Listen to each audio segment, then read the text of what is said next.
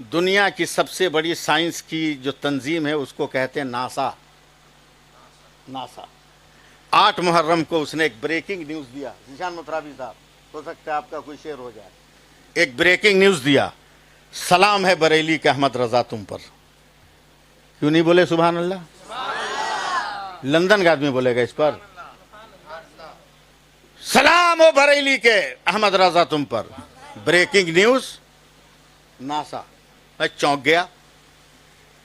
انگریزی تو جانتا نہیں ہوں، میرے سارے بچے جانتے ہیں. میں نے ایک لڑکے سے کہا بیٹا سمجھاؤ. جب سمجھایا تو پیروں تلے زمین سرک گئی. ناسا کے سائنٹسٹ کہہ رہے ہیں امام احمد رضا تیرے علم کو، تیری لیاقت کو سلام.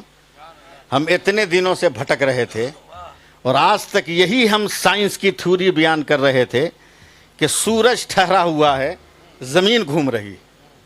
8 محرم کی بات ہے حضرت، امسال کی، کہ اب تک ہم اس نقطۂ سائنس پر تھے کہ سورج گھوم رہا ہے، سورج ٹھہرا ہوا ہے، زمین گھوم رہی ہے.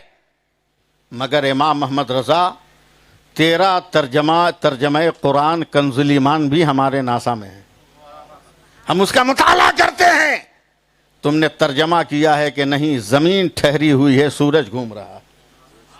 ہم تیری تھیوری کو باطل کرنے کے لیے سائنس کی ٹیکنالوجی کا سہارا لے کر سورج کو جامد اور زمین کو متحرک بنانے میں جٹے تھے، مگر ہم ہار گئے جب آخری پوائنٹ پر یہ پوائنٹ آیا کہ سورج متحرک ہے، زمین ساکت ہے. اور تم نے قرآن سے دلیل دیا ہے کہ اللہ نے زمین پر پہاڑوں اور پیڑوں کی کیل کو کیل بنا کے ٹھوک دیا ہے تاکہ زمین سلامت رہے. اے امام احمد رضا، تم نے جو برسوں پہلے مسئلہ بتایا تھا، آج ہم اس منزل پر پہنچے ہیں. سلام ہے امام احمد رضا بریلی کے تم پر. جیسے جیسے زمانہ ترقی کرے گا اعلیٰ حضرت کو زمانہ سمجھتا جائے گا. ہندوستان میں پہلے مسلم سائنسداں کا نام ہے امام احمد رضا.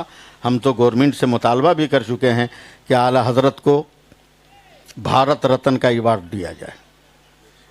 ہم مطالبہ بھی کر چکے ہیں کہ اعلیٰ حضرت کو بھارت رتن کا ایوارڈ دیا جائے، اس لیے کہ جتنا انہوں نے سائنس پر کام کیا ہے، اتنے دنوں میں آج کوئی سائنسداں بھی اتنا کام نہیں کر سکا ہے. اتنا کام نہیں کر سکا ہے. حافظ ملت فرماتے تھے حضور حافظ عبدالرؤف صاحب کے بارے میں کہ اگر مبارک پور والے پیسہ خرچ کریں تو میرا حافظ عبدالرؤف بلیابی اتنا علم کا مالک ہے کہ اشرفیہ کی چھت سے ہیلی کاپٹر بنا کے اڑا دے گا. حافظ ملت فرماتے تھے.